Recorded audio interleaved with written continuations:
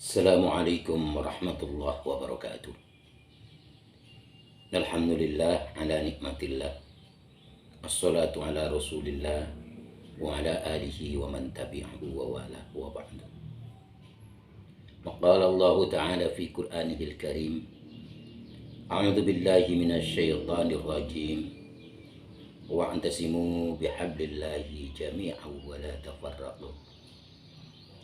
Alhamdulillah, atas kepastian Allah kita dipertemukan kembali pada bincangan kita tentang kecenderungan dan kepedulian hati kita akan persatuan umat Islam. Kita yang dambakan itu, kita yang rindukan itu, semoga selalu menggema di dalam hati kita rasa tanggung jawab untuk menyatukan atau mempersamakan keberadaan umat Islam, sehingga ummatan wasatan, khairu ummah dan sebutan lainnya bisa kita benar-benar sandang. Dan pada bincangan kita kali ini bentuknya adalah meneruskan apa yang telah kita bicarakan pada kesempatan pertama, yakni tentang keberadaan hadis Rasulullah Sallallahu Alaihi Wasallam yang berkaitan dengan iftiraqul ummah atau perpecahan umat. Banyak orang yang bertanya tentang keabsahan atau kesahihan hadis ini. Mereka meragukan keberadaannya karena apa yang dinyatakan oleh Rasulullah Sallallahu Alaihi Wasallam ternyata tidak sesuai dengan kenyataan. Padahal Rasulullah selalu berbicara berdasarkan wahyu. Kalau saja apa yang disampaikan oleh Rasulullah Sallallahu Alaihi Wasallam ternyata tidak sesuai, maka berarti hal itu bisa dinyatakan tidak benar. Sehingga banyak orang yang meragukan kesahihan hadis tersebut. Sebelum kita lanjuti pembicaraan kita tentang perpecahan dalam arti yang luas dan panjang pada kesempatan-kesempatan mendatang, tentu ada baiknya kita mencoba untuk membahas hadis ini. Hadis sedang diriwayatkan atau disampaikan oleh Abu Hurairah radhiyallahu anhu yang menyatakan bahwa iftaraqat al-yahud, Yahudi ini berpecah menjadi ihda awisintaini wasab'ina firqah. Artinya 71 atau 72 firqah. Begitu dengan Nasara juga sama, 71 atau 72 firqah. Sementara ummati, kata Rasulullah, umatku itu berpecah menjadi 73 firqah. Ini hadis yang diriwayatkan oleh Abu Dawud. Hadis ini masih didukung pula oleh beberapa hadis yang sejenis. Hadis-hadis sejenis ini begitu banyak. Di antaranya Anas bin Malik juga menyampaikan. Dan tidak ketinggalan tokoh-tokoh hadis yang luar biasa dekatnya dengan Rasulullah menyampaikan. Banyak sekali hadis yang membincangi atau mempermasalahkan atau berbicara tentang perpecahan umat Islam ini. Bahkan lebih dari 10. Dan hadis-hadis ini disampaikan oleh tokoh yang sangat terkenal dan dekat dengan Rasulullah. Di antaranya sahabat Ali radhiyallahu anhu atau karramallahu wajhah, dan juga Sa'ad bin Abi Waqqas radhiyallahu an, kemudian Ibnu Umar, kemudian juga tidak ketinggalan sahabat Muawiyah bin Abu Sufyan radhiyallahu an. Di sisi lain, hadis ini memang mempunyai redaksi yang berbeda. redaksi yang berbeda yang menurut sementara orang ini membuat pertanyaan di dalam setiap pembaca, di dalam hati pembaca, berkaitan dengan perbedaan redaksi. Perbedaan redaksi dan perbedaan jumlah di hadis ini sekian, di hadis ini sekian. Ini menjadi sebuah bahan pertanyaan. Kita ambil contoh, ada sebuah hadis yang menyatakan bahwa Yahudi 71 golongan. Ini yang benar 71 apa 72? 72 atau berapa? Nah, ini banyak ketidaksamaan jumlah inilah yang membuat keraguan sementara orang.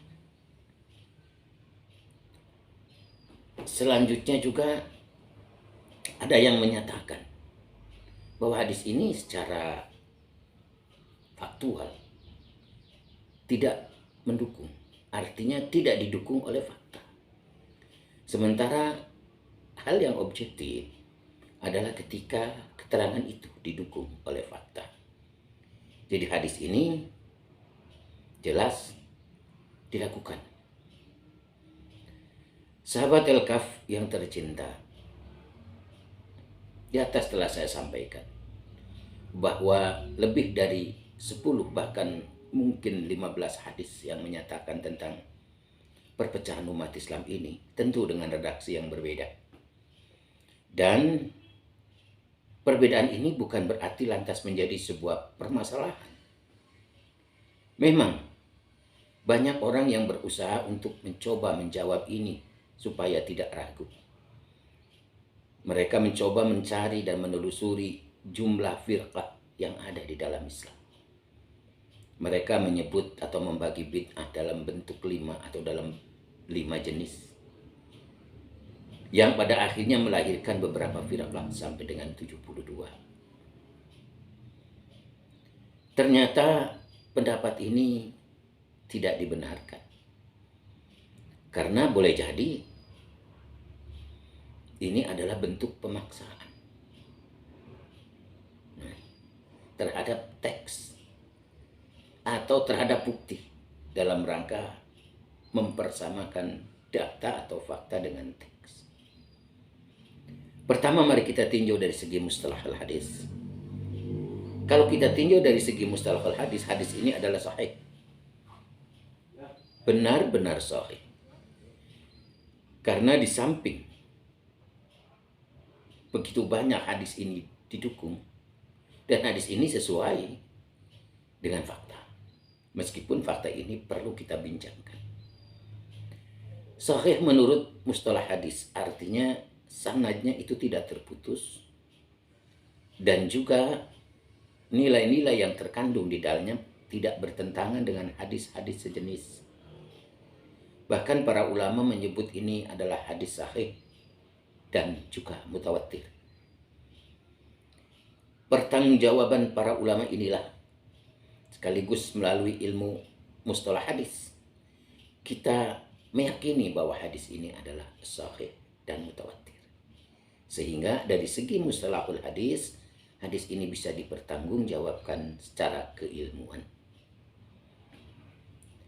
Sementara bagi mereka yang meragukan keberadaan hadis ini karena fakta yang tidak mendukung, sebab boleh jadi fakta ini tidak cocok atau tidak sesuai dan benar-benar nyata tidak sesuai. Artinya jumlah 72, 73 ternyata bisa jadi itu kurang atau bahkan lebih. Kalau ada orang yang menyatakan tadi atau mencoba untuk mengkaji, mencari jumlah sampai dengan 70 atau 72, 73, ini tidak akan pernah berhasil. Faktornya apa? Kita tidak punya standar yang jelas. Nah, tidak punya standar yang jelas dan ukuran-ukuran yang pasti tentang kelompok-kelompok tersebut. Misalnya kelompok A, benarkah tidak sama dengan kelompok B? Sejauh mana perbedaan mereka? Layakkah disebut sebagai firqah yang baru dan sejenisnya? Sehingga diyakini untuk benar-benar jumlahnya itu menjadi 72 atau 71 atau 73, ini tidak akan pernah tercapai. Nah, kelompok yang lain menyatakan Allah dan Rasulnya lah yang lebih tahu tentang hal itu. Baiklah, sahabat El-Kahfi yang tercinta, pernah saya singgung pada awal atau pada episode pertama bahwa sebuah bahasa tidak bisa dipahami begitu saja. Banyak perangkat bahasa yang harus kita coba mengerti. Karena dengan mengerti piranti kebahasaan, insya Allah kita akan paham tentang bahasa itu. Istilah yang digunakan oleh hadis, ada yang menyatakan 71, 70, 71, 72, dan 73. Ini adalah sebuah bahasa yang tidak bisa dipahami secara harfiah. Mengapa? Karena kata 7 di sini bukan berarti 7 setuju-tujuhnya. Mari kita lihat kebiasaan berbahasa dari bangsa Quraisy. Bangsa Quraisy berbahasa dengan bahasa kesehariannya, dengan bahasa yang bisa mereka saling mengerti, dan memposisikan kata 7 ini tidak dalam arti 7 setuju-tujuhnya. Istilah 7 beriring juga dengan 70, 700, dan yang lainnya. Asal kata 7 ini mempunyai pengertian bukan seperti apa yang disebut itu. Artinya tidak secara denotasi, tidak secara kamus. Jadi kalau dipahami secara kamus saja, ini tidak akan kena, tidak sampai. Karena itu mari kita pahami bahasa ini atau kata 7 ini dengan tinjauan isti'malul lughah, kebiasaan penggunaan bahasa bagi kaum Quraisy. Dan ini berarti berbicara tentang budaya. Kebiasaan berbahasa berkaitan dengan budaya bangsa itu sendiri. Artinya, ketika kita memahami sebuah bahasa, tidak bisa lepas dari memahami budayanya. Kalau tidak demikian, maka akan terjadi kesalahan pemahaman, kesalahan pengertian yang berujung pada perpecahan. Lalu bagaimana dan apa arti dari kata 7? Kata 7 di sini seperti halnya kata 7 dalam penciptaan langit dan bumi, dan kata 7 yang lain pada hadis-hadis lain. Maknanya adalah banyak. Jadi setiap kata 7 itu maknanya adalah banyak. Bisa jadi terhitung, bisa jadi tidak terhitung. Maknanya banyak.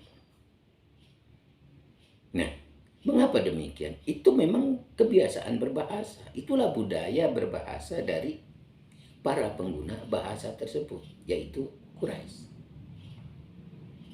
Inilah yang disebut dengan karakter bahasa.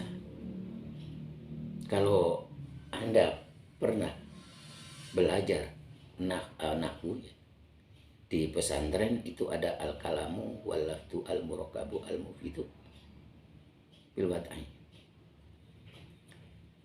Bahwa kalam itu adalah al-lafdu, lafaz atau kata-kata yang sautun mustamilun ala ba'dil harfil hijaiyah, yang mengerengkuh atau memuat kalau ditulis itu huruf hijaiyah. Jadi huruf hijaiyahnya ada di sana kalau ditulis. Kemudian al-murakab berarti itu tersusun lebih dari satu. Lalu mufid berarti efektif, memberi arti. Dan bilwat'i, arti bilwat'nya oleh sementara orang diartikan dengan bahasa Arab. Tapi saya lebih cenderung pada pemahaman yang menyatakan bahwa bilwat'i ini adalah asal sumele. Itu bahasa kitab kuning ya, asal sumele. Asal sumele ini atau bilwat'i ini pengertiannya adalah karakter dasar bahasa yang berkaitan dengan budaya bahasa itu sendiri. Jadi kita tidak bisa memahami sebuah bahasa cuma mengandalkan kamus. Sebab ketika bahasa yang diandalkan adalah kamus saja, maka akan terjadi kesalahpemahaman atau pemahaman yang salah. Hal ini karena apa? Karena bahasa bukan tumpukan kata, bukan sekedar rentetan kata, tapi dia harus mufid, harus juga wadah. Nah, berdasarkan teori ini, barangkali kita bisa memahami lebih lanjut bahwa istilah 7 di sini bukan berarti 7 dalam arti setujuh-tujuhnya. Jadi 70, 71, 72 dan sejenisnya. Itu pengertiannya adalah banyak. Untuk lebih jelasnya, keterangan dari para pakar bahasa dan barangkali bisa dapat atau bisa membantu Anda atau membantu kita bisa lihat di karya Maurice Buhaili yang membincangi tentang atau yang berjudul atau sebuah buku yang ditulisnya berjudul La Bible, La Quran, et La Science, kalau tidak salah ingat ya. Di sana dibincangkan atau dibicarakan tentang kata 7 yang berarti sama, yang berarti banyak maksud saya. Nah, dari sini kita pahami bahwa kata 7 di situ tidak harus dipaksakan jumlahnya menjadi 72, 77 dan sejenisnya. Kata 70, kata 7, 700 itu pengertiannya adalah banyak. Sehingga kalau kita berbincang atau membicarakan tentang jumlah dari firqah yang ada di dalam Islam, berapapun banyaknya, tetap termasuk di dalam kata 72 atau 73 itu. Nah, dengan demikian tuntas pembahasan tentang kesahihan hadis tersebut dari segi mustalah hadis dan juga dari segi fakta yang memberi atau yang menjadi sebagai bukti dari keabsahan hadis tersebut. Baiklah, pecinta El-Kafir saya hormati, kita usai dulu sampai di sini dan kita akan sambung pada kesempatan mendatang. Terima kasih atas perhatian Anda. Semoga Anda selalu sehat dan kita tutup dengan alhamdulillahirabbil alamin. Wassalamualaikum warahmatullahi wabarakatuh.